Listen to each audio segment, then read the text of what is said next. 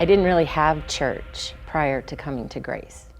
And we were going through a medical situation in our house, and my daughter grabbed my hand and said, "Come on, we're going to church, Mom." And she brought me here. And when I walked through the doors, it was just an amazing feeling. I've never cried at church. I was singing songs and bawling my eyes out. I'd never had anybody pray for me.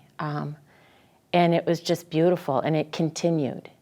And people have gathered around me, and I've been able to gather, and be there for other people. It's truly a community. We have a beautiful building, but that's not what makes church. It's the people.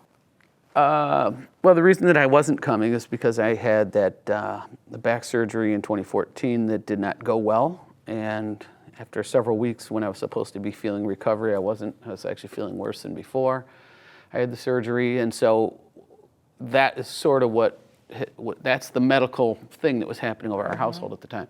And I was really going from bed to the recliner and back to bed. It was. That's brutal. Yeah.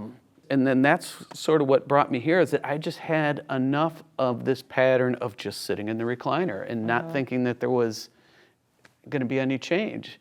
And I thought, even if I'm not going to get physical change, I can't just be this, sitting in this chair. So it was not quite desperation, but it was one of those things of, what have I got to lose? You gravitate to people that you have shared interest with. So I started gravitating towards the musicians, Norflette and Brian, sound guy Brian, as we like to call him. I had this impression that maybe that, church music and church people were different, But as I got to hang around with them more, I realized, we're telling the same stupid jokes, we're making the same dumb movie references, it's the same amount of fun as it was in any other band that I was in, and yet we're servicing, we're doing this in a church context. And I'm watching these guys that I know, John being the leader of the worship thing, and I know that his whole, how he walks so faithfully. And so I'm watching how he does it in a context where he doesn't look like an off-putting Christian-y guy.